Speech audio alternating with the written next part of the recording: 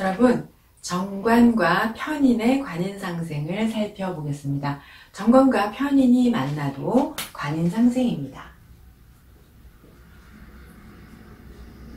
이제 정인하고 편인하고는 조금 다른 성질이 있습니다. 정관과 관인상생이라는 건 이제 정관과 인성의 상관관계를 이제 설명을 하는 것인데요. 주식을 안전하게 이제 운영을 하기 위해서 정관의 직무가 있고요. 그럼 이제 그것을 인성이 정관의 직무를 수행하는 것입니다. 그래서 정관과 편인의 관인상생은 정인은 정관에서 조직 운영 방법이 딱 정해져 있어서 그것만 하면 되는데, 정관과 편인은 정관의 조직 운영이 딱 정해진 대로만 일어난 것이 아니잖아요. 그러면 이제 정관의 조직 운영 목적에 대해서 편인이 임의적인 계획을 수립을 해야 합니다. 임의적인 계획을 수립을 해서 업무를 수행해야 하는 것이 편인과 정인의 관인상생입니다. 그러니까 편인의 관인상생은 업무가 딱 고정되어 있지 않아요. 정인 정관의 관인상생은 업무가 딱 고정되어 있습니다.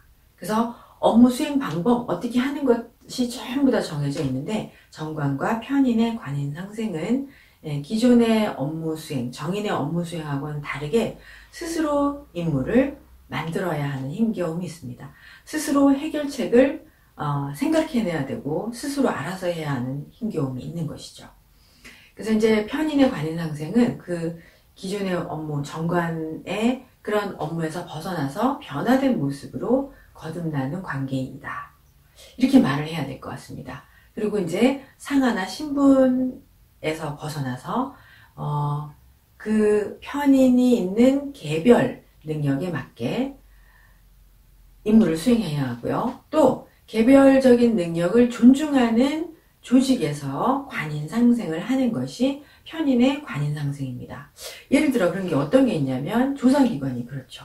조사기관은 뭔가를 나라를 해치는 사람들을 조사를 해야 되는데 업무 수행 규칙이 딱 정해져 있는 게 아니잖아요. 그럼 스스로 알아서 어디서 어떤 일이 일어나고 어떻게 나라의 규칙을 해치고 나라의 세법을 해치는 사람들이 있는지를 스스로 업무를 만들어내서 수행을 해야 되잖아요. 그래서 대표적으로 조사기관, 감찰기관, 정보국, 국정원, 감사원, 세무서 이런 곳에 근무하는 공무원들이 다 편인 관인상생입니다. 그래서 이들의 업무는 정관, 정인의 업무처럼 이렇게 딱 정해진 게 아니라 새롭게 발생하는 사건별, 상황별로 개인이 자기의 그 편인의 능력을 발휘해서 임무를 수행해야 합니다. 그리고 이제 흔히 편인의 정관의 그 상생을 이제 뭐 상생이라고 안 하고 뭐 부정적으로 표현하면 편인이 정관을 설한다, 뭐 간설이다 이렇게 말을 하지만 편인이 있어서 그 편인이 있는 사람의 관인상생은 그 정관의 약점을 이용하는 사람들 또는 권력자의 약점을 이용하는 사람들, 가진 자의 약점을 이용하는 사람들, 이걸 이용하는 것이면 이제 편인이 관설이고요. 그게 아니고 그런 약점을 이용해서 나라 법을 어기고 나라의 재산을 탈취하고 세금을 포탈하는 그런 사람들을 잡아내는 것도 역시 편인의 관인상생입니다. 그래서 정관이라는 그 강자의 부실함이나 약점, 정관의 약점을 이용하는 것을 이제 되게 관설이라고 하는데요. 권력 남용인 거죠. 그래서 편인이 정관을 설하면 살인 상생을 하는, 관인 상생을 하는 게 아니라 그냥 정관을 설하면 정관을 위험에 처하게 합니다. 그거를 정관을 도탄에 빠뜨린다 이렇게 표현을 하는 경우도 있습니다. 그래서요, 편인이 정관을 설하면 이제 관설인데요. 정관의 정보를 빼내거나 뭐 산업 스파이의 행동을 하거나 정보나 자료, 관의 정보나 자료를 빼내는 것, 이런 것들은 이제 편인관설이라고 합니다. 그래서 또는 편인관설은 또 어떤 게 있냐면 자기의 지위를 이용해서 이렇게 관에 있는 물건이나 이런 거를 횡령을 하고 또는 관직을 이용해서 또는 자기의 그 직장을 이용해서 부수입 있는 그런 뭐 제2의 직업을 한다거나 이런 것들 브로커가 된다거나 이런 것들이 이제 또 지위를 이용한 행령으로 관설이라고 표현할 수 있고요. 또 이제 편인이 있어서 정관이 설되는 경우는 여자 사주에는 이제 여자가 남편이 정관인데 설되거나 이러면 남편의 직장 생활이 원활하지 않아서 남편 대신 이제 생활전선에 뛰어들어서 남편의 무능함 대신 이제 경제적인 책임을 져야 하는 경우도 있습니다. 그래서요, 정관이 있고 편인이 있어서 관인상생을 해서 나라의 특수 임무를 수행하는 것이 관인상생이고, 그리고 이제 일반적으로 또 편인이 있으면 정관을 설하는 행동은 이제 관인상생이라고 말하지 않고 관설이라고 말합니다. 그래서 정관을 편인이 설하면 정관이 결국은 없어지겠죠. 재생관이 없는 경우를 말하는 겁니다. 그러면은 편인이 관설을 하고 재생관이 안 되면 결국은 안 되면 그러면 관이 없어집니다. 그래서 관이 사라진다.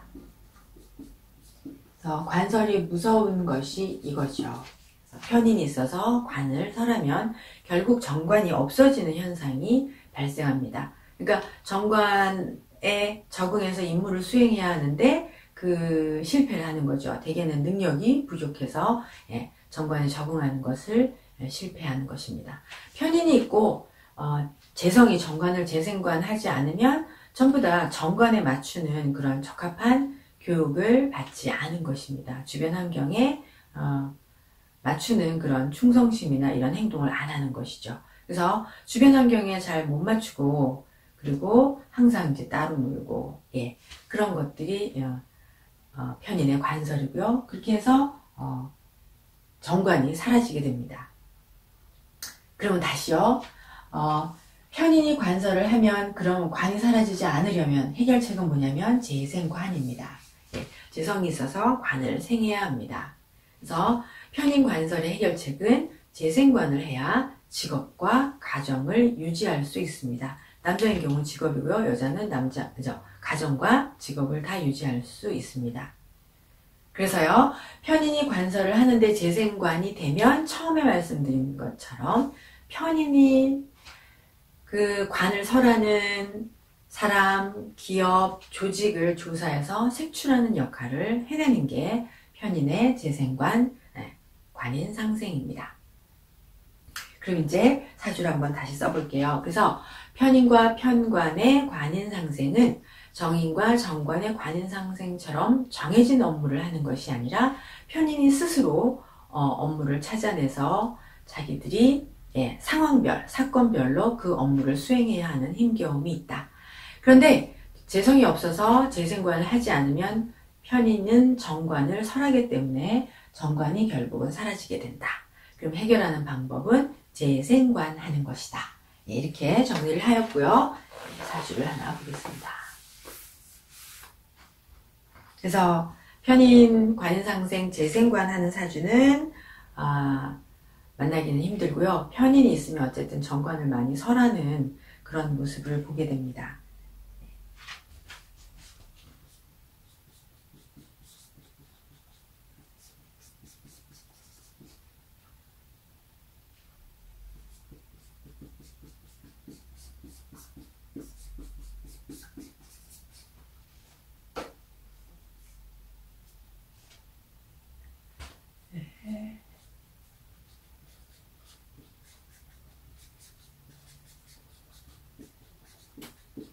대운을 이렇게만 쓰고요. 여자분입니다. 이렇게 사주를 보실게요. 신유, 임진, 개미, 임진. 그러면 이제 이분은 투관자를 격으로 정할 수 없으니까 진토를 격으로 봐서 정관격이죠. 그럼 이제 먼저 수화를 보면 이분이 사주에서는 진월이면 이제 여름으로 가고 있어요. 그래서 사주 내에 화는 없지만 화의 기운으로 운세도 화로 가고 있죠. 그럼 이제 이 사람의 수화를 잠깐 살펴보면은 이 진월은 이제 하절로 생각을 합니다. 그래서 하절에는 경금의 수원이 있어서 계수와 병화가 간목 다음에 을목을 기르고 진토가 무토가 있어서 이제 학습을 해서 병화가 이제 순행을 했으니까 여기 병화가 있다고 보고 그래서 하절 수화 기제가 성립이 된다고 봅니다.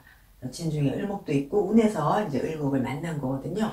그래서 하절에는 경금이란 수완이 계수와 계수를 생해서 병화와 더불어 을목을 키워서 경쟁력을 발휘하고, 그럼 이렇게 하절 수화 기제가 성립이 되면 뭐를 하냐면요, 학문을 통해서 이제 백성들을 다스리고자 합니다. 그래서 대개는 공직이나 뭐 행정이나 교육에 종사합니다.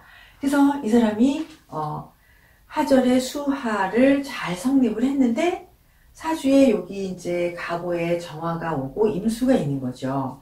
그래서 이런 것들을 이제 좀 잘 살펴야 되는데요. 이러면은 임수가 오고 미토가 와서 또 사주에 미토가 있어서 이분도 또한 통섭입니다.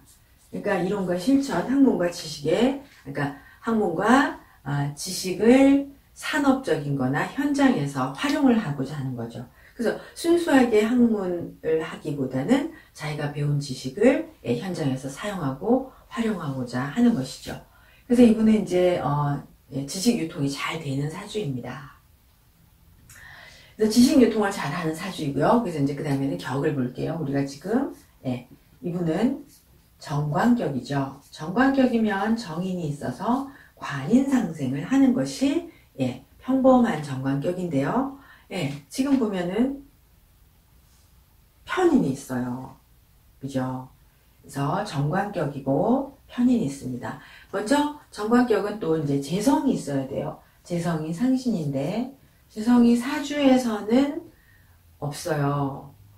없는데 이렇게 지금 재성운이 40년을 오고 있죠. 운에서 이 화가 지속적으로 오기 때문에 환경의 불리함은 없습니다. 이분은 사주 자체는 무죄라고는 하나 정관격이 중요한 게 재성인데 사주는 무죄이지만 운에서부터 계속 첫 대운부터 병신정유까지 가면은 50년간 재성운인 거죠. 그러니까는 화를 지속적으로 만나기 때문에 환경의 불리함이나 그런 것은 없어요. 그 다음에요, 이제 정관격이니 정인을 용신으로 씁니다. 근데 정인이 용신이 없고 편인이 있어요. 그죠? 여기 이제 편인이 있습니다. 그러면 편인이 있으면 아까 말씀드린 것처럼 편인이 있으면 재성으로 재생관해야 정관이 사라지지 않거든요. 그런데 운에서 오는 것은 원국의 재생관하고는 다른 것입니다. 그래서 운에서 이 오는 화는 원국의 재생관으로는 쓸 수가 없어요. 그러면 이분은 뭐가 되느냐? 편인이 아주 강황하니까 이분은 이제 관설입니다. 관을 설하면 첫 번째 정관을 얻지를 못합니다. 정관을 얻었다 해도 사라지거든요. 그래서 이 사람은 정관이 없다. 정관격이나 정관을 얻을 수 없다. 정관이 사라진다. 그래서 정관을 얻지 못하니까 정관격으로 났는데 정관을 얻지 못하니까 결국은 그럼 이분은 편인 중심으로 살아가게 된다. 이런 말입니다.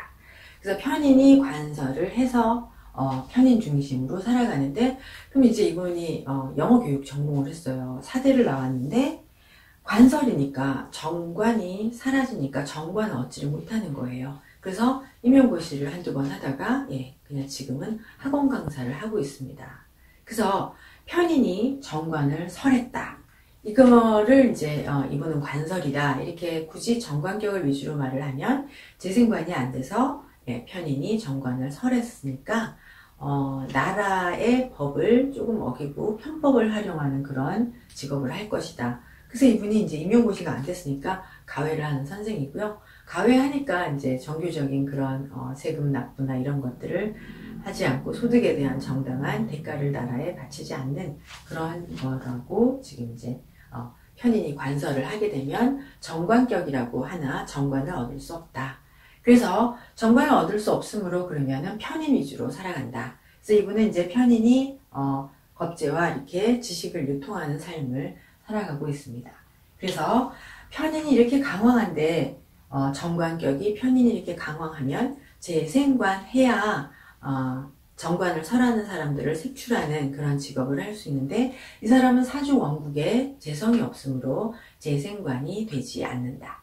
운에서 오는 이 재성운은 원국의 재생관에 해당하는 것은 할 수가 없다. 이렇게 설명을 드렸습니다. 네, 그래서 편인을 살펴보았습니다. 감사합니다.